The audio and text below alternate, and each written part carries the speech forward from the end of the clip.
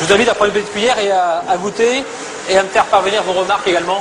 Pourtant, quand arrive le moment de comparer leur glace et une autre sans additifs, ils vont pouvoir se montrer fiers du résultat. Laquelle vous préférez? Celle avec stabilisant. Celle avec stabilisant aussi. Oui, pareil. On dirait une vraie crème glacée. D'accord. Pour eux, il n'y a pas photo. Et pour le consommateur non plus.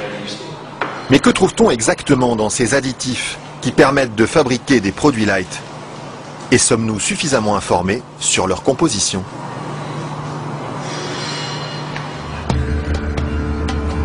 C'est à Vilvoorde, à quelques kilomètres de Bruxelles, que nous sommes allés chercher les réponses.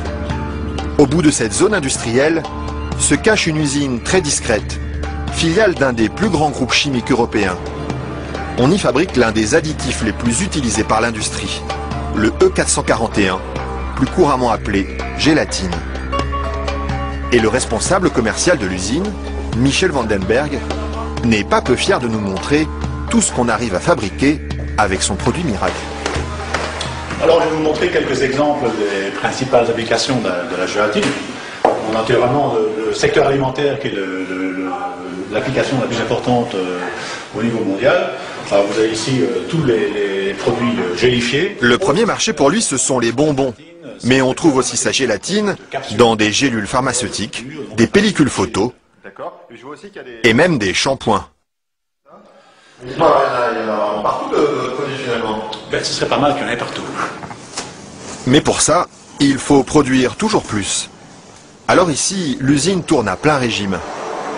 Et la fameuse gélatine de Michel Vandenberg, la voici qui sort, tout au bout de la chaîne.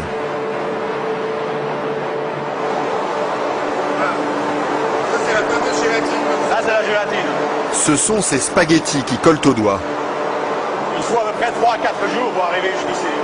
De la préparation de la matière première jusqu'à le séchoir ici. 3 ou 4 jours de transformation dans les entrailles d'une usine où ces immenses cuves remplies d'acide et d'eau bouillante font régner une moiteur tropicale.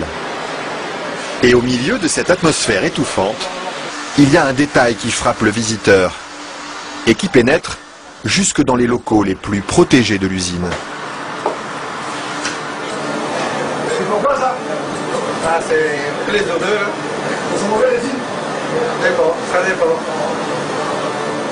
Une odeur âcre, d'acide et de graisse brûlée qui flotte sur tout le site jusqu'à l'extérieur de l'usine. Et la raison de cette odeur, la voici.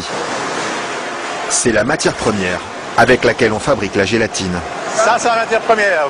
Nous traitons donc la couenne, la peau de porc. D'accord. De la peau de porc qui arrive par palettes entières dans son usine. Une matière première qui ne lui coûte presque rien et qu'il achète dans toute l'Europe. Ceci vient de Hongrie. Ça vient de Hongrie, d'accord. Voilà.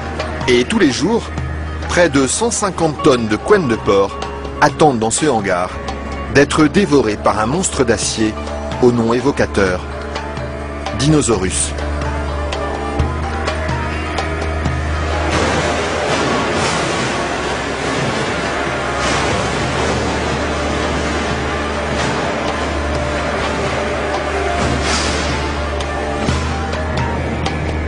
Grâce à cette matière première bon marché, Michel Vandenberg parvient à vendre sa gélatine à moins de 5 € le kilo.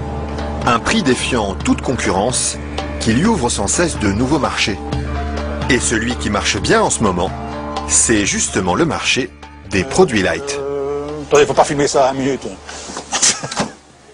Mais voilà, ceci, qui est un beurre allégé, 40%. Alors un fromage frais, 0% matière grasse. Et chez lui, on trouve même les plus grandes marques. En marque Danone, taille fine. Une mousse liégeoise de chez Auchan. Voilà, une mousse de la laitière. Alors un produit Weight Watcher, donc avec moins de matière grasse, donc pour stabiliser le produit, pour maintenir l'onctuosité des produits, on utilise la gélatine. Un produit que les industriels n'hésitent pas à utiliser en grande quantité. Le seul problème, c'est qu'ils oublient parfois de l'écrire sur les étiquettes. Quand on les regarde, on lit bien la mention gélatine, mais pas l'origine du produit. Ils mettent gélatine, mais ils disent pas quelle est l'origine de la gélatine. Pourquoi? Ils assument pas que ce soit fait à partir de porc. C'est quoi le problème qu'ils ont avec ça? Non, mais je veux dire... Non, parce que c'est un problème, c'est un sujet très sensible. Ouais. Parce qu'il y a quand même les minorités, les minorités musulmanes, juives et autres, qui éventuellement ont des problèmes avec ça. Mais ce serait bien justement de leur dire... Ça, je ne voudrais pas que...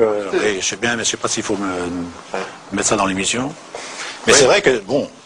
Parce que du coup, ils savent pas si c'est du porc ou de la vache. Du coup, comment ils font pour consommer? C'est ça le problème, il faudrait peut-être leur dire.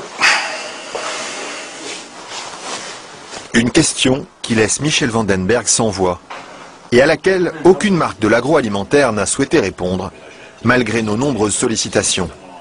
À croire que la gélatine de porc est un sujet sur lequel il préfère rester discret.